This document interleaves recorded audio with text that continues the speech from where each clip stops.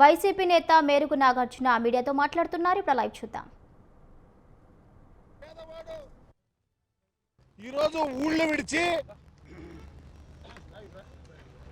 పలాయనం చిత్తపించాల్సిన పరిస్థితి ఈ ప్రభుత్వం ఎందుకు తీసుకొచ్చిందో దానికి సమాధానం ఎవరు చెప్తారో చెప్పాలని చెప్పి ఈరోజు మీ ద్వారా డిమాండ్ చేస్తా ఉన్నాం. ఈరోజు మందా సాల్మన్ హత్య ప్రభుత్వ హత్య. ఈ హత్యను ప్రేరేపించిన వాళ్ళు కారకులు. ప్రభుత్వం దీనిని వెంటనే సిబిఐ ఎంక్వైరీ చేయాలని డిమాండ్ చేస్తా ఉన్నాం. హత్య జరిగినటువంటి తీరు, ప్రభుత్వంలో ఉన్నటువంటి వ్యవస్థ కూడా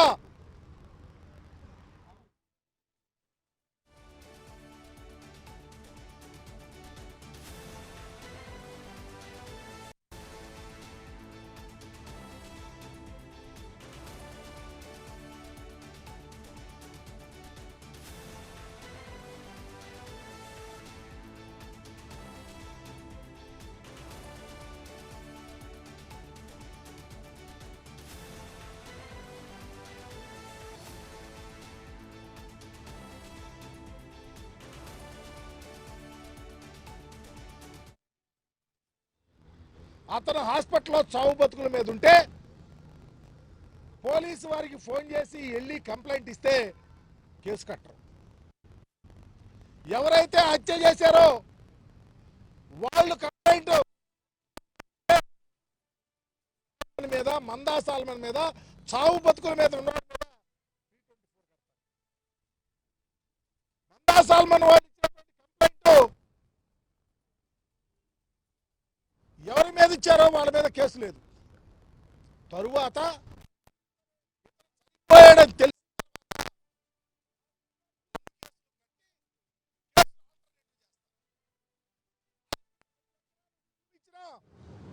ఆ కుటుంబం తేరుకోట కాస్కాలం లేదు.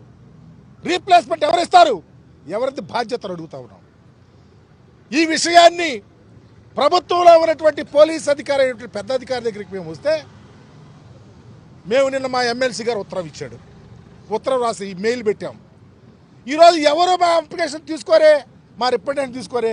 4 మంత్రులు, మాజీ మంత్రులు, 4 ఎమ్మెల్సీలు, 5 మాజీ ఎమ్మెల్యేలు, ప్రముఖ నాయకులు వచ్చి రిప్రజెంటేషన్ ఇస్తారంటే చివరికి మేము గేటు కాడ కూర్చొని, అయ్యా మందా సాల్మన్ అనే దళితుడిని ఈ ప్రభుత్వం కక్షగట్టి హత్య చేయించింది, ఆ కుటుంబాన్ని ఆదుకోవాలా, చట్ట ప్రకారం చర్యలు తీసుకోవాలని అడిగితకు వస్తే మమ్మల్ని లోనకి వెళ్ళిరా. చివరికి వెళ్ళి ఏడీజీ గారికి కాగితం ఇవ్వటానికి అవకాశం కల్పించారు. దానికి కారణం పత్రికలు చూశారు ఎంతసేపు ఏం జరిగిందో. మేమేమే గొడవ చేయటానికో, మేము ఈ రాష్ట్రంలో మీ ప్రభుత్వం వచ్చినాక దాడులు, అఘాయిత్యాలు, అమానుషాలు జరుగుతూ ఉన్నాయి, కోకొల్లలుగా జరుగుతూ ఉన్నాయి. నిన్నగాక మొన్న అనంతపురంలో 14 మంది ఒక దళిత చిన్నారిని అఘాయిత్యం చేస్తే ఈ రోజుకి వాటి మీద చర్యలు లేవు. నిన్నగాక మొన్న ఆదోనిలో ఒక మహిళను కారుతో గుద్దించి తెలుగుదేశం వాళ్ళు చంపితే కేసులు లేవు. ఈరోజు శ్రీకాకుళం జిల్లాలో అయితే ఒక విద్యాధికురాలైనటువంటి ప్రిన్సిపల్ మీద అఘాయిత్యం శాసనసభ్యుడు చేస్తే కేసులు లేవు. ఈరోజు ఎక్కడ చూస్తే అక్కడ పేదవారి, దళితుల మీద దాడులు, అఘాయిత్యాలు. నేషనల్ క్రైమ్ రికార్డ్ బ్యూరో ప్రకారం భారతదేశంలో అత్యున్నతంగా ఆంధ్రప్రదేశ్లో దాడులు, అఘాయిత్యాలు, అమానుషాలు జరుగుతూ ఉన్నాయని వస్తూ ఉన్న రిపోర్ట్స్ మీకు చిగ్గు రాలేదంటే ఈ ప్రభుత్వం బాధ్యత వహించాల్సిన అవసరం లేదా అని అడుగుతా ఉన్నాం. అందుకనే ఈరోజు మా డిమాండ్ ఒకటే, ఈ రాష్ట్రంలో బాబాసాహెబ్ అంబేద్కర్ గారు రచించిన రాజ్యాంగం అపమాస్యం అవ్వద్దు, రాజ్యాంగ వ్యవస్థ కూలదోయొద్దు, మీ రెడ్ బుక్ రాజ్యాంగాన్ని నడపద్దు, చట్ట ప్రకారం అకౌంటబిలిటీతో పనిచేయమని ప్రభుత్వాన్ని డిమాండ్ చేస్తూ ఉన్నాం. మేము అధికారంలో ఉన్నాం, మా నాయకుడు అధికారంలో పనిచేశాడు.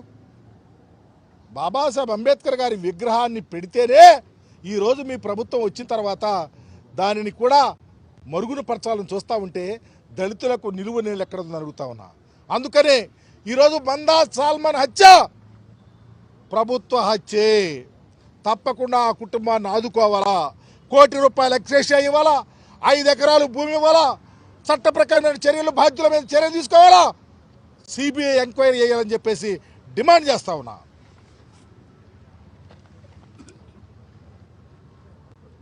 20-30 సంవత్సరాల క్రితం విన్నాం బీహార్లో జంగిల్ రాజ్ అనేవాళ్ళంట. ఈరోజు కళ్ళారా ఆంధ్ర రాష్ట్రంలో చూస్తున్నాం, ఆంధ్ర రాష్ట్ర ప్రజలు అనుభవిస్తున్నారు. ఆంధ్ర రాష్ట్రంలో ఉంది దొంగల రాజ్యం, డకాయిటీ రాజ్యం. 20 నెలల నుంచి చంద్రబాబు నాయుడు గారు ముఖ్యమంత్రి అయినప్పటి నుంచి పిన్నెల్లి గ్రామంలో దాదాపు 200 కుటుంబాలు ఎస్సీ, ఎస్టీ, బీసీ, మైనారిటీ వర్గాలు ఊరి నుంచి వెలేస్తే, తరిమేస్తే ఇప్పటి వరకు ఎస్పీలకి, డిఎస్పీలకి, సిఐలకి చెప్తే ఆదరించిన వాడే లేడు. చివరికి పాపం ఒక దళితుడు ఎస్సీ నాయకుడు సాలమన్ ఆ ఊర్లోకి పోయి ఆయన భార్య క్షేమాల కొరకు, ఆరోగ్యం కొరకు పోతే నిర్దాక్షిణంగా పట్టపగలే చంపేశారు. చంపాడ్రా మహాప్రభు, చంపుతున్నారా అని పోలీసులకు ఫోన్ చేస్తే కేసు కట్ల. అన్కాన్షియస్ కోమాలోకి పోయాడు, చేతులు ఎత్తేశారు డాక్టర్లు. పిడుగురాళ్ళ, నసరావుపేట హాస్పిటల్స్ తీసుకోవట్లేదు, గుంటూరు హాస్పిటల్ తీసుకెళ్తున్నామంటే ఆయన మీద 324 సెక్షన్ కట్టారు, కోమాలో ఉన్న వ్యక్తి మీద. చివరికి ఇంకా అక్కడ డాక్టర్లు ఇంక ఇతను బెతకడు, వెంటిలేటర్ మీద ఉన్నాడంటే అప్పుడు అతని మీద దాడి చేసినోడి మీద ఏం కట్టారా అంటే మళ్ళీ 324, 307 కూడా కాదు. చివరికి చనిపోయిన తర్వాత దాన్ని 302 చేశారంట. వింటున్నాం, చేశారో లేదో కూడా తెలీదు, అసలు ఆ ముద్దాయిని పట్టుకున్నారో కూడా తెలీదు.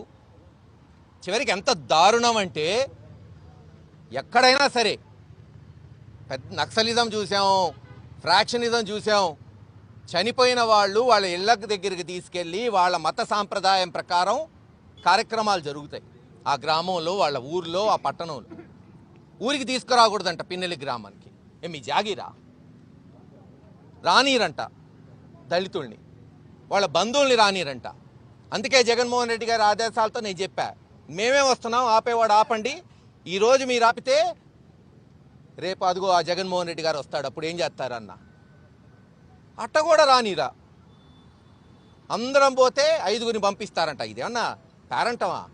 చావు, నివాళులు అర్పించాలి, వాళ్ళ బంధువులు రావాలి. ఇంకొక దిక్కుమాలిన ఐడియా వచ్చింది అక్కడ శాసనసభ్యుడు ఎరపతినేని శ్రీనివాసరావుకి, అక్కడున్న పోలీసులకి.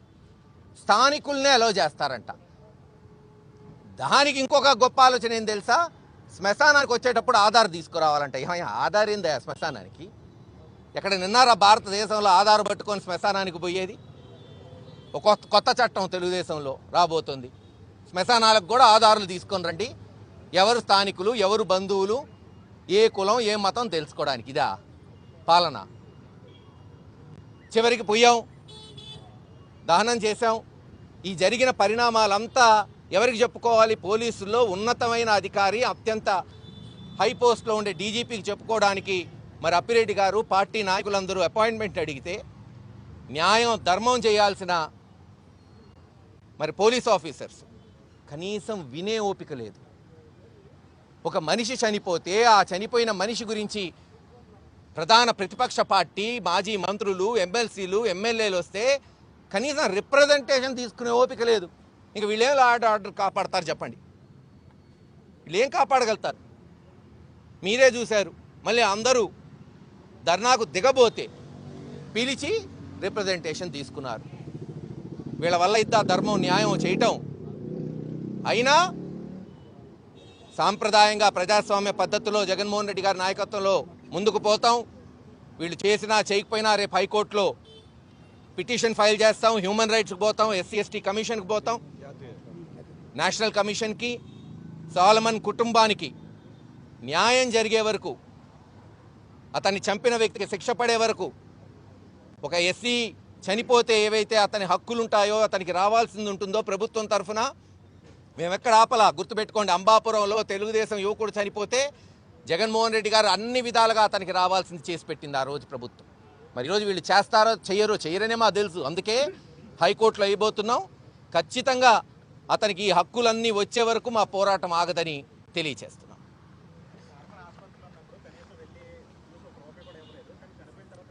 ఎవరు చూశారు? నువ్వు చూసావా? పనికిమాలిన వాళ్ళు పనికిమాలు మాట్లాడతారు. నేను నిన్నే చెప్పాను కదా, 1,50,000 వరకు సహాయం చేశాం. ఎవరు చెప్పుకోడా సహాయం చేసింది? మా బాధ్యత అది. మా బాధ్యత సహాయం చేయటం. ఆయన 5,000 ఇచ్చి 10,000 ఇచ్చి పేపర్లో రాయిపించుకుంటాడు, మేము రాయిపించుకోం. మీరు అడగండి వాళ్ళ కుటుంబాన్ని. అసలు ఇంకెంత దారుణం అంటే, ఎరపతినేని శ్రీనివాసరావు అంటాడు, చనిపోయింది మా ఊళ్ళోడే కదా, ఆయన ఏమన్నా నాయకుడా అంటే? నాయకుడు చనిపోతే ఒక ఎత్తు, ఒక ఎస్సీ మనిషి చనిపోతే ఒక ఎత్తా? అంటే ఎమ్మెల్యేలు మంత్రులు మర్డర్ అయితేనే గొప్ప, సామాన్యుడికి ప్రాణానికి విలువ ఉండదా? అన్ని విధాలుగా కాపాడాం. మీరే చూశారు కదా ఎంత పోరాటం జరిగింది. ఒక మనిషిని దహనం చేయడానికి పోరాటం చేశాం. అసలు ఆంధ్ర రాష్ట్ర చరిత్రలో ఎప్పుడన్నా మీరందరూ చూశారు రాజకీయాలు. మర్డర్ చేసినందుకో ఇంకో దానికో దాడి జరిగిందికో కాదు, మొన్న జరిగిన ఉద్యమం దహనం చేయడానికి, ఖననం చేయడానికి ఆయన మత పద్ధతుల్లో మొట్టమొదటిసారి బహుశా చరిత్రలో అనుకుంటా. అందరికీ నమస్కారం. ఈరోజు డీజీపీ ఆఫీసులో ఘోరాతి ఘోరమైన అవమానం చేశారు. ఓ 4 మాజీ మంత్రులు, ఒక 4 ఎమ్మెల్సీలు, 5 మాజీ ఎమ్మెల్యేలు ముందుగా సమాచారం ఇచ్చి మేము ఫలానా సమయానికి డీజీపీ గారికి రిప్రజెంటేషన్ ఇవ్వడానికి వస్తున్నామని